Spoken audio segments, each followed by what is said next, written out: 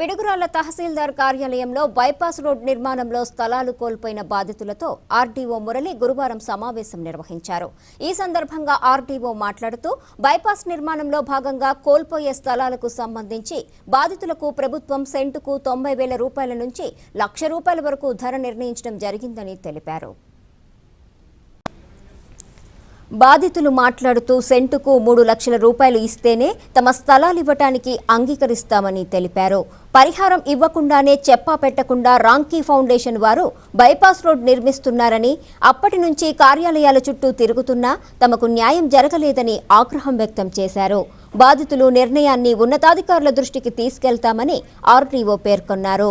సమావేశంలో తహసీల్దార్ లక్ష్మయ్య, రెవెన్యూ సిబ్బంది, బైపాస్ బాధితులు పాల్గొన్నారు. మళ్ళీ 662 రూపాయలు దానికి మళ్ళీ కలుస్తుంది. అప్పుడు ఎంత అయింది?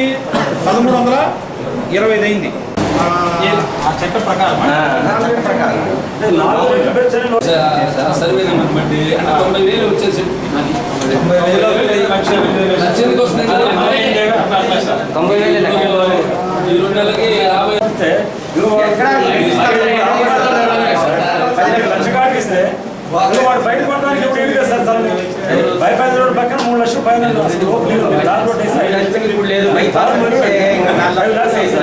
మరి మీరు ఇచ్చే ₹1,00,000 తీసుకుని వాడు ఏం కట్టుకుంటారు సార్? కారు పోస్తే 5 లక్షలు సార్ పక్కన. మరి వీడు ఆడుకుంటారు సార్ ఇల్లు మీరు ఇస్తారు మరి లేదని నేను అంటలా. బట్ ఇక్కడ పాయింట్ ఏంటంటే ఆ రేటు ఇక్కడ మీకు చెప్పా 2010, 11, 12 సంవత్సరాలు ఎందుకు తీసుకున్నాం? 13, 14, 15 కూడా ఉంది కదా. ఈ 3 సంవత్సరాలు తీసుకోవడానికి చట్టంలో అవకాశం లేదు. మీరు చెప్పే అక్కడ ఇటీవల రేట్లు చూస్తే కూడా రిజిస్ట్రేషన్ పోయేళ్ళకి ఏం చేస్తున్నారు?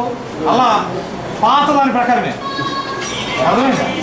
ఇప్పుడు కోట్లు పెరిగినా కూడా అయితే చదువులు లేదు చెప్పి అత్తగారి బటువు అని చెప్పి ₹1 వేసి అలా బైక్లో మోగించే రోజులు ఉన్నాయి. ఇంకా అర్థమైందా?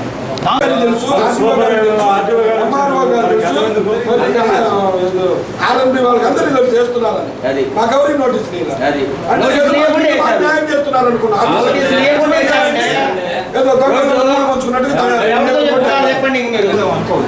దీని ప్రశ్న కూడా ఇప్పుడు భూ సమీకరణాన్ని జరుగుతున్నట్టు ఇప్పుడు దాకా ఎంత శాంతంగా మనం పని జరిగింది ఏదో జరిగింది. దాన్ని ఫర్దర్ ప్రాసెస్లో చట్ట పరిధిలో మనం చేసే ప్రక్రియలో మీరు కూడా సహకరించాలి. ఒకటి పిడుగురాళ్ల బైపాస్ ఇప్పుడు మేము కూడా చూస్తున్నాను. నేను నిత్యం పోతూ ఉంటే ఇక్కడ చూస్తూ ఉంటే ఇక్కడ మనకి ఎంత ట్రాఫిక్ ఇబ్బంది అవుతుందో ఇక్కడ మనకి ఆ ఇబ్బందులు ఉన్నాయి. రెండవది ఏంటంటే పిడుగురాళ్ల టౌన్ భవిష్యత్తు ఉన్న టౌన్ సార్. మీరు ఆ మాట కరెక్ట్ కాదు సార్. వాస్తవం చెప్పాలంటే ఆ మాట మీరు మాట్లాడటం కరెక్ట్ కాదు. ఇప్పుడు మీరు బోరింగ్ వచ్చారండి, నేను ఈ సమక్షం అనేది జరిగింది కదా.